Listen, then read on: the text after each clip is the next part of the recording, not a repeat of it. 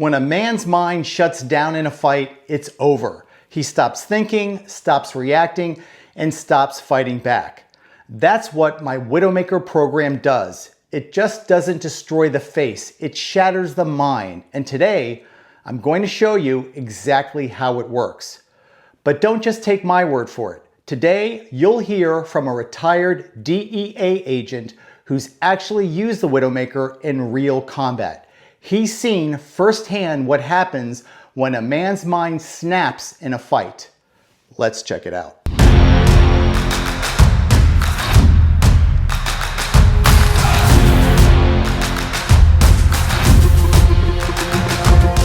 When a man engages in a fight, he thinks he's ready. He's got his game plan, his ego, maybe even some training. But that all disappears when his brain short circuits under real, raw violence. The human mind isn't built to handle chaos. It thrives on patterns, control, and predictable events. But in a real fight, especially one fought under the Widowmaker methodology, there is no pattern, only chaos. There is no time to think, and that's why most men shut down before they can even get a chance to fight back. Before we dive deeper into the lesson and my interview with Tommy, I want to mention that the concepts you're about to learn are covered in depth in my book, The Widowmaker Program, a hard-hitting book packed with cutting-edge self-defense tactics for extreme self-defense situations. These are battle-tested street fighting techniques designed to keep you alive when your life is on the line. I'll put a link in the description down below if you want to check it out. And if you prefer video instruction, I also have a full feature training video that goes by the same title, which dives even deeper into my unique Widowmaker system. It's available for sale on my website at sammyfranco.com. And for my War Machine Elite members, I'll be uploading the full video in the upcoming weeks. And if you're not already a member, click on the join button below to learn more and unlock tons of exclusive content from my channel. Let's first talk about sensory overload. The brain can only handle so much input before it shuts down during a fight. When you overwhelm it with too much, too fast, it crashes, just like a computer overloaded with commands. And that's exactly what we're doing with a sensory overload. This is the first step to breaking a man's mind in a fight. His eyes can't process what's happening. Strikes come from unexpected angles, breaking his rhythm before he can react. His vision gets scrambled, trying to track too much at once. And when the eyes fail, the brain follows. Now, when the assault begins, the Widowmaker's raising methodology doesn't give him time to think, only to suffer. Quarter beat strikes are rapid fire attacks hitting him from every direction. The moment he registers one shot, another one is already crashing into him.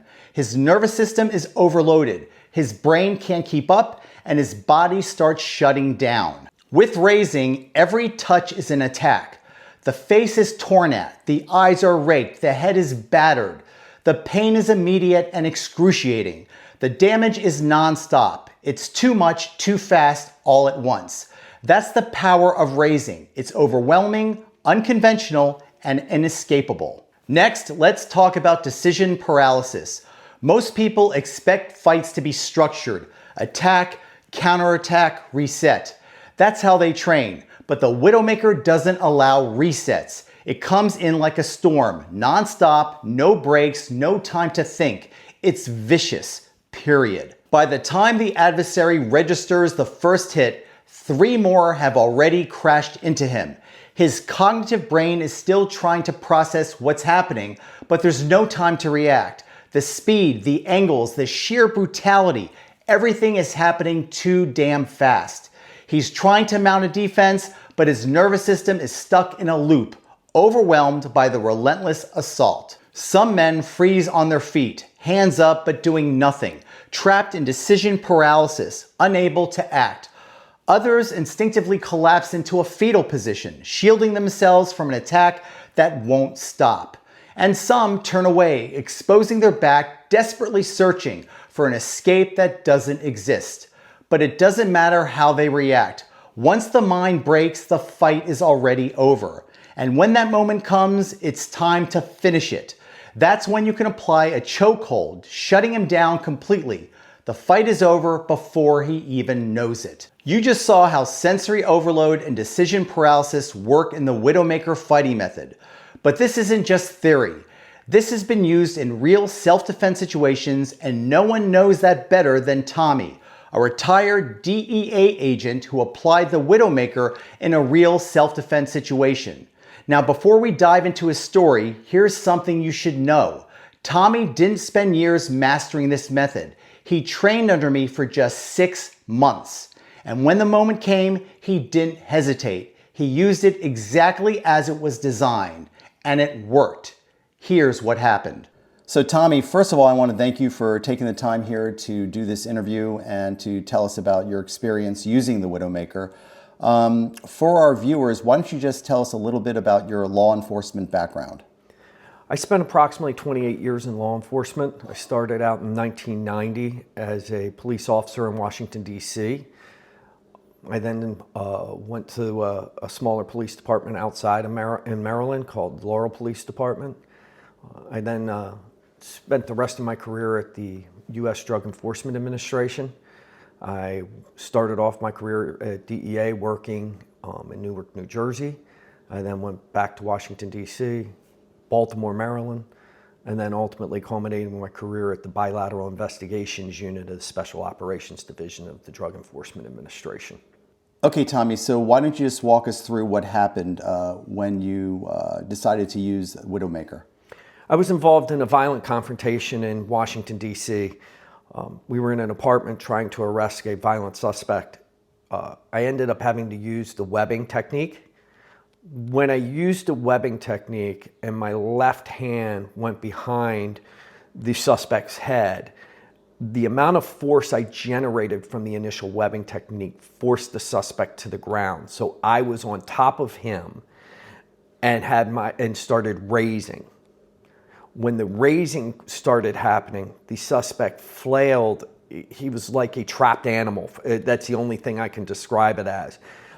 He was just fighting and trying to scramble to get away. He wasn't punching. He was just scrambling to get away from me. At what point did you see him mentally shut down?